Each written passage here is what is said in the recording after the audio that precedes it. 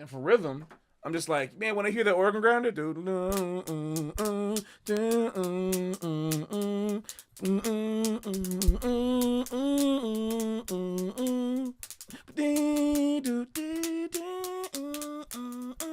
because when I'm doing that, the thing, like, everybody needs to just play some drums. Everybody got to play some drums, because if you can play some drums, you'll learn a very important thing that most non-rhythm section players don't have to deal with, which is having constant time. We're not talking about good time. Consistent, like constant time. See, horn players get to stop playing.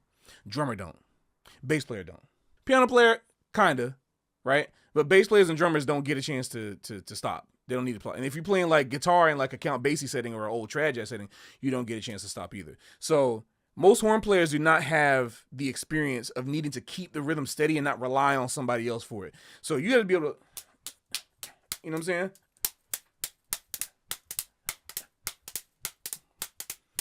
Do that 15 minutes.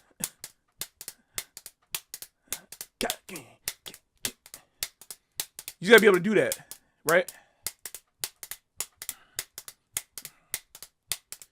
So what do you think that does for your playing as a saxophone player? If you do that, if you can just do that, even you don't got no sticks, use your hands. If you can do that without a metronome, by the way, if you can do that and swing and keep it consistent, what do you think that's going to do for your horn playing? What do you think that's going to do for your lines? What do you think that's going to do for your improv in general? What do you think that's going to do? First of all, what it's going to do is it's going to force you, it's going to create a grid in your head. You know how you operate in Pro Tools, Logic, or GarageBand or something? You have the option of snapping to the grid, right? That's what you start doing in your head. You want all your lines to snap to like your own grid inside. People want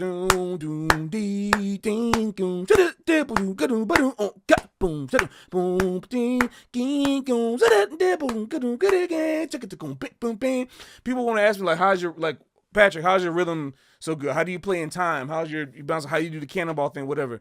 It's because I'm snapping to my grid, bro. I'm snapping to the grid. You know, you gotta, when you play drums, you can't do this. You can't be like, no.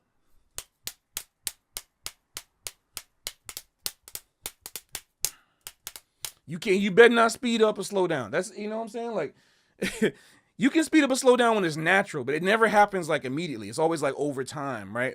And that's because if the groove is good enough, it will speed up and slow down because we're humans. But you know what I'm saying? You gotta like, you know, if you can, if once you do that, suddenly all of a sudden your lines will just magically pop out because you were refusing. The thing is, like, once you start doing that, you refuse to let your time get away from you, because if you'll realize that if it starts to get away, you won't feel good. You're like, dang, something ain't right. I got to get my horns because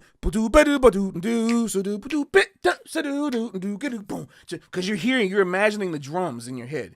So you got to build that imagination. And to me, the best way to do that is to actually physically have a memory of playing it. You got to have a memory of playing it to where you just sitting there. Because then what happens? You go to the piano, you know.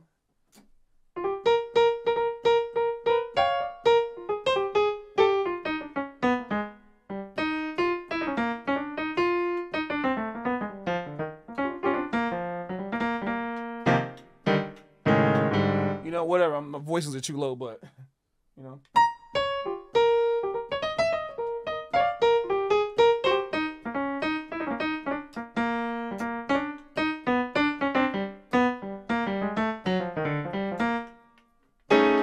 You know, you keeping that joint like that, you know what I'm saying? Like, you don't want to have a time feel that sounds like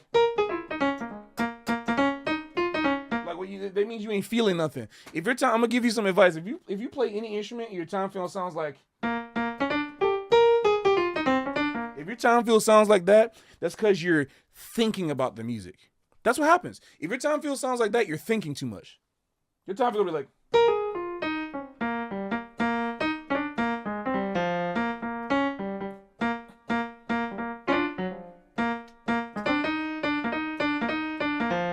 You know what I'm saying? It got to be automatic. And in order to build that automatic, you got to have that feeling. But yeah, if your swing feel is that's because you were taught that swing is triplet, and you know, and you haven't learned how to feel it with your body yet. You're thinking. That means that you're not. You know, you gotta develop that natural thing. And to me, The best way is like step away from that instrument for a little bit and play some.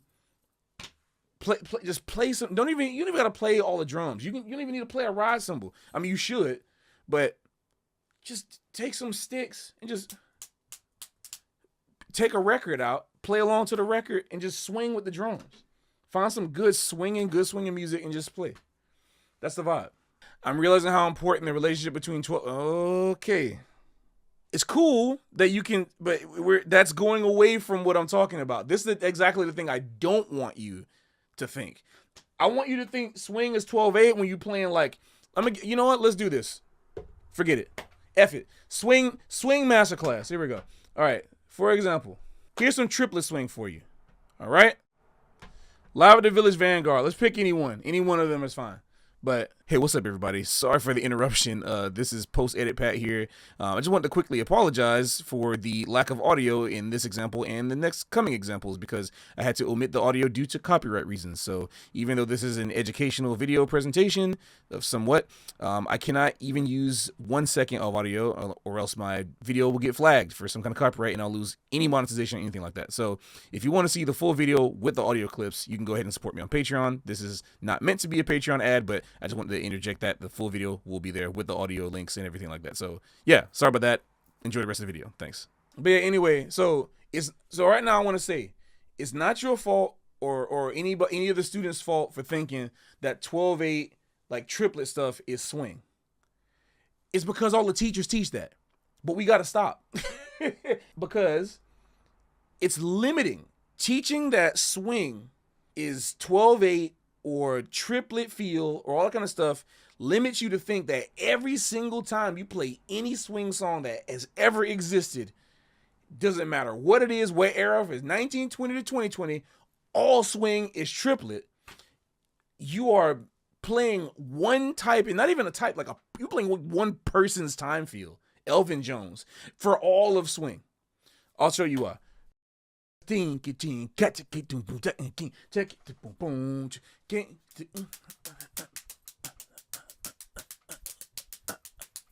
Right? Now I'm going to play something else for you. There's a song called Moten Swing. Benny Moten. Now, how can you get more swing than a song that's literally called Moten Swing, right? It's called Moten Swing, so it must be swing. Try counting triplets to this. You do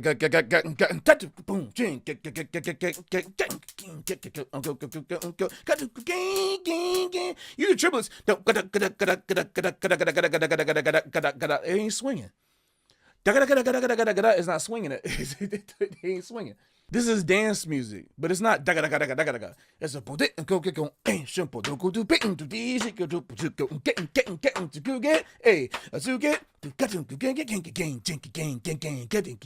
that's different. It's like when you hit it like that, that comes from stomp. What's the strongest pulse? What's the strongest pulse? If I go back to John Coltrane, right? Let's go back to John Coltrane. What's the heaviest beat? Boom, boom, boom, boom, boom. Catch it, boom, boom, boom, boom. Heavy one. You got that quarter note. When you get that stomp going,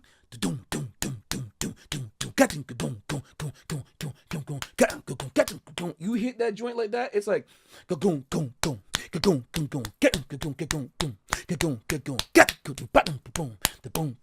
it's a different language you got to learn. It's a different language. It's like speaking in different. It's like you got English. It's like you got English, but the way they speak English in New York is not the way they speak English in Georgia. It's different, and you got to learn. How you got to learn the different ways. Or the way they talk in New Orleans. You know what I'm saying? Different dialect. Exactly. It's different dialect. If you want to sound like a jazz musician and you trying to play jazz, well, listen, bro, you got to play the sound of the music that you're trying to play. It's that easy. Or again, all I want is for people to be honest, bro. All I want in life is I want people to be honest. Like, hey, this is my version. This is my swing. Just say that, because otherwise you're being dishonest. Straight up. It is what it is. And okay, somebody might be like, okay, I can see in the comments right now. I can already imagine it. Well, those tunes are two different tempos. Okay, let's get a slower one from the same era. Not even the same era. It's like 10 years later than this. Wait, what is this? Not even, it's like 7 years later or something, right?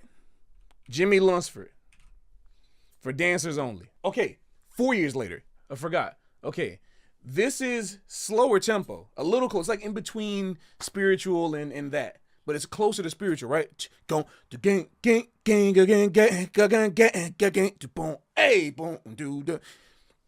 This is called for Dancers Only, so you got to be a dancer. So check this out. Ain't no amount of triplet feel gonna help you play this song. To play this song correctly, you don't get a freaking stick and go dong, dang, dang, dang, dang, dang, dang.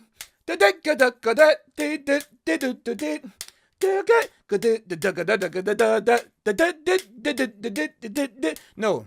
Boom, boom, boom, boom, boom, zoom, zoom, shoot, zoom, zoom, zoom, oh, so boom, boom, zoom, zoom, zoom, shoot, zoom, zoom, oh, woo, so gang, go, gang, gang, gang, zoom, zoom,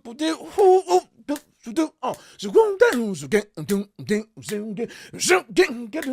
zoom. That's the details. But if you don't study them details, you're gonna think swing is just nah, bro. It ain't no triplet. You put a triplet in that, you ain't gonna swing. Listen to this next part. These are the details. The thing is, the truth. You want to hear? There's a video that came out saying, like, you know, the hard truth about jazz. Let me tell you the hard truth about jazz. The hard truth about jazz is that you cannot make one size fits all blanket statements about the music.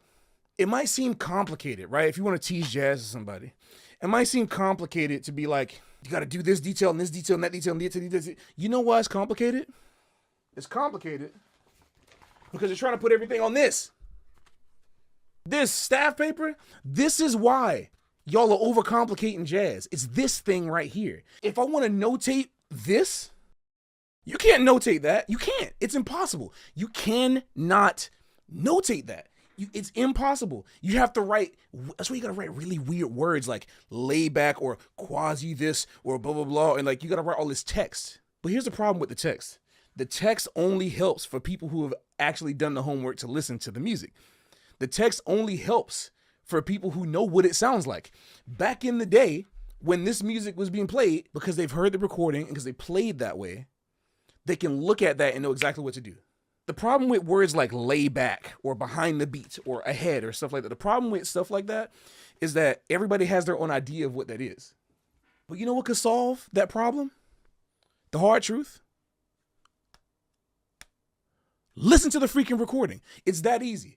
But here's the problem. Like, there's a lot of, I'm not trying to be too mean, but you know, it's a lot of educators and a lot of systems and schools and even professional bands, whatever, that just simply say they don't got the time, or they just don't think about how important it is. They're streamlining some other kind of education, but they can simplify being like what my band director did.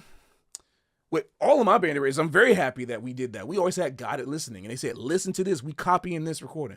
Most people don't do that. And as a result, you got words like lay back, and then everybody just goes all the way back.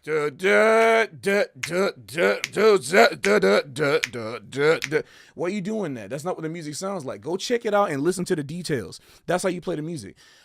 I feel so good that I have this channel that I can platform, I can talk to y'all on, because I used to get vibed. I'm not even gonna name no names. I've had people call me a micromanager. I've had people say, we don't got time for this. I had people say, start your own band. I've had a lot of people say, whatever. When I just try to say, hey, I think we should do it like this. And they're just like, because they get frustrated or whatever. Maybe because of their own insecurity, whoever's watching this. So you know who you are. I'm calling you out. You know, like for all that stuff you put me through back in the day, just because I was a kid and you didn't want to listen to me. I was like 20, 21, and I knew how to swing better than you. Anyway, you know, like, Casson just had time for that. And I don't think it's time. I don't think it's a time thing. I just think they can't hear it because they didn't spend the time with it, and they're frustrated that somebody else is coming in and telling them how to do it. But I wasn't even trying to be like that. I was like, man, I care about this music so much. I care about this music, and I love it.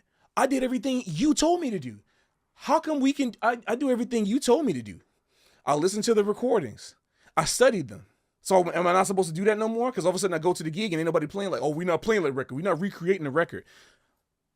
Whenever somebody says that to me, sorry, a little tangent. Whenever somebody says that to me, you don't get emotional. Like, we're not trying to recreate the record. I don't believe them. I'm going to just say that straight up. I think the phrase, we're not trying to recreate the record, oftentimes is just insecurity to me. I'm just going to say that. I don't care what veterans or old people are saying it to me right now. It's a different time. If you are a veteran and an old head, and you know my elders and mentors, I want you to understand something. Back in the 1970s and 80s, when you were around playing those gigs, you were around those guys. You were around Count Basie. Duke Ellington was still alive, or you know, you played in Blakey's band. You were doing all this types of stuff. You had that. What do we got? We got the records. So what do you expect us to do? What do you expect us to do but listen to the records? What do you expect us to do? We gonna check out the records. So when somebody finally listens to the record and actually knows the stuff, then I come in, I'm like, and I'm playing the joint and I'm doing it. It's a problem because we're not trying to recreate the record. It's weird. So I'm done with that. This day, 2024 or whatever, we're about to go into 2025. You watch this in 2025. This day, we're stopping that. From now on, what we got to do is we're going to do the thing you told us to do. How about that? Is that a novel idea? Is that a novel concept? I don't think it's novel. From this day forward, I got a groundbreaking, controversial thought. I'm going to listen to the recordings. I didn't realize listening to the recordings was so taboo. No, it's not taboo. See, the thing is, there's this thing. It's not that it's taboo for the old heads or to listen to recordings. It's taboo to sound too much like the recording. You can't sound too much like the record. You got to sound enough like you, because that's the virtue. Not realizing that you're automatically going to sound like you. You can never get 100% to it. But if we're playing a chart, an original, if we're playing for dancers only, right? And we pull it out, I imagine that, and we're playing it for dancers, bro, guess what? Guess what the dancers did? They didn't spend time listening to your iPhone recorded, voice memo of your rehearsal. The dancers, when they listen to this, they're listening to this recording. I play with so many dancers, man, like all over the world, bro. I'm talking about, I play with dancers in China, New York, California, Florida, whatever. I play for dancers, man, and they know this recording. This is a staple recording in the dance scene. It is. It is a standard. It's just as much of a standard as like So What, Miles Davis. And if it don't sound right, the hip dancers are gonna know it. So why don't if we try to let's get with it. Go gang go down go bang go shut